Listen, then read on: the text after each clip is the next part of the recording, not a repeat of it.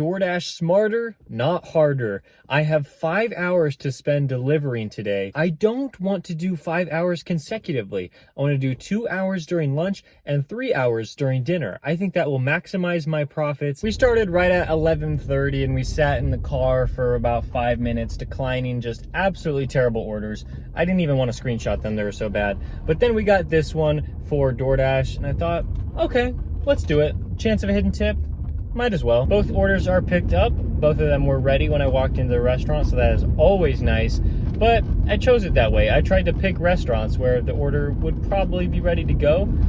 And now we are getting close to the first customer. Just completed the second drop off. The first one was for $7, and then the second one was also for $7. And so we got 14 for those two. Pretty excited about that because I completed it in just about 30 minutes. So around $28 an hour if I were to get something very similar. But we are going for this Grubhub order for Chick-fil-A. It's over $8 and it should be a really quick one. I just got a notification from the Grubhub app saying that the Chick-fil-A order was ready for pickup.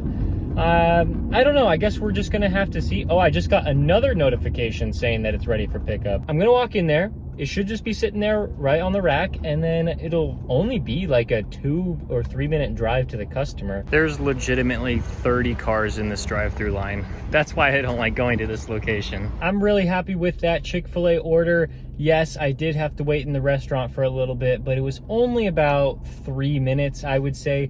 I was actually expecting to wait 5 or 6 minutes at least, but only having to wait like 3 minutes, like that's great, especially for over $8 for that order.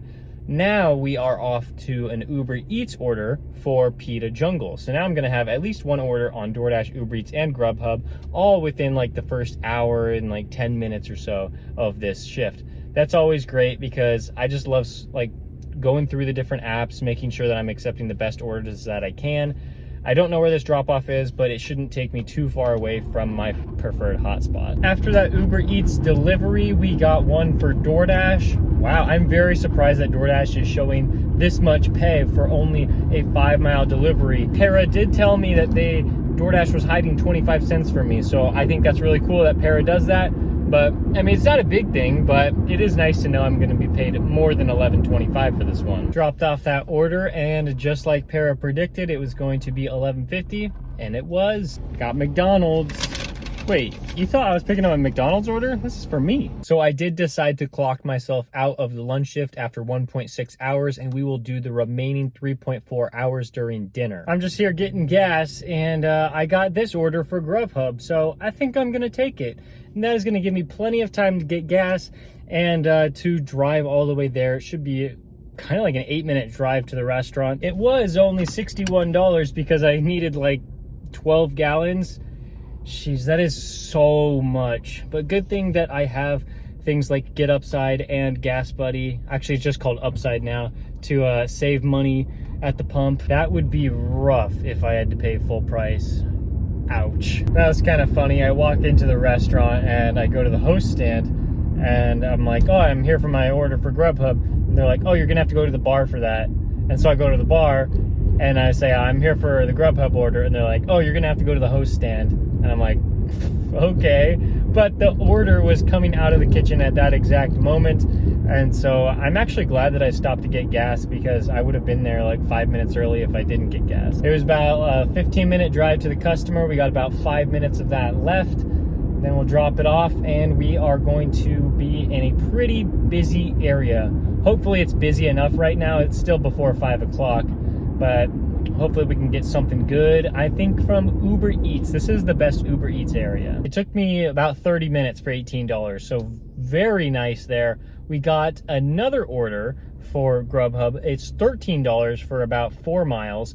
So it's a good order, but I just got a notification saying that the order was confirmed just now, so the restaurant is now gonna start making the food. So not ideal. I am gonna continue to look for an Uber Eats order, and if I get one over $10, I will accept that one and drop the Grubhub order. I got some decent offers from Uber Eats, but nothing that would want to take me away from this Grubhub order. So we're here now at the restaurant. We're probably going to have to sit here for about 5 to 7 minutes to wait for the order, but that's fine with me considering the payout and the mileage. mileage. Well, it was about a 10-minute wait, but the order was actually ready before it was supposed to be. I had to look at the restaurant's tablet, and they got the order ready about like 6 minutes early.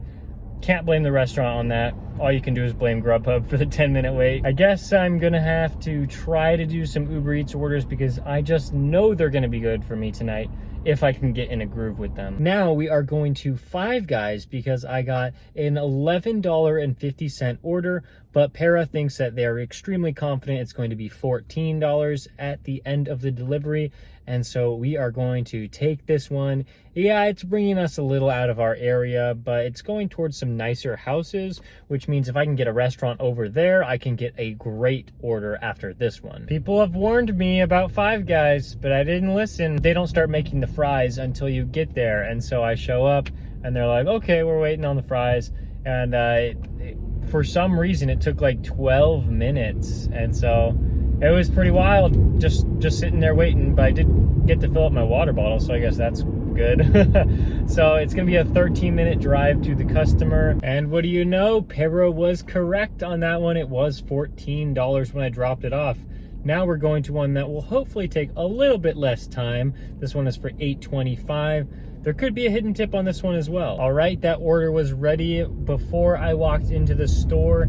I can't tell if I like doing these smaller orders for shorter distance or I like doing the longer ones for more pay. Like, I don't know which one was better, the Five Guys order or this one. Nice, that $10.50 order, that's great. That is so much higher than $8.25. Whew. And I don't really know why, but I accepted a Safeway order. I don't like going to grocery stores very often, especially on Uber Eats. That was actually an enjoyable shopping experience. I think mostly because it was only 3 items.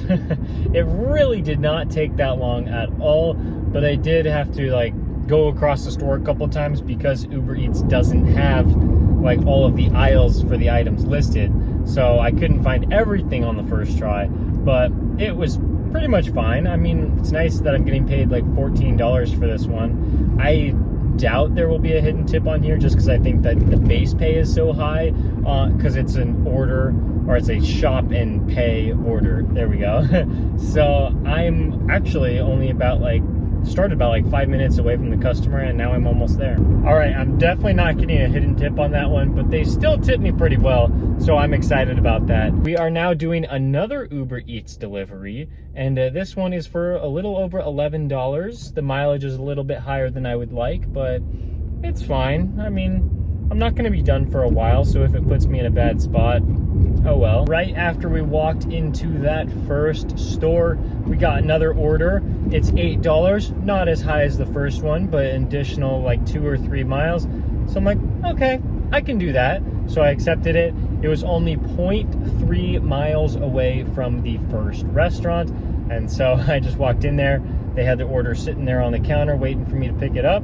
So now I got one order in one hot bag and then the other order in the other hot bag. As I was on my way to drop off that second order in that stack, I got this one. Wow, this one is so great. Almost $10 for like 2 miles.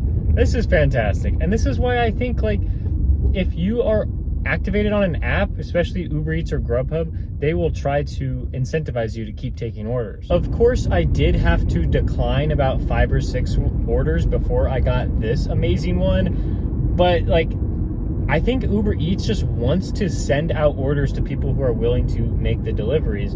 And so like, I just feel like the people who are actively on a delivery have priority in terms of like getting orders, not getting good orders, just like getting orders in general. That was such a great delivery. I mean, so quick for like $9-10.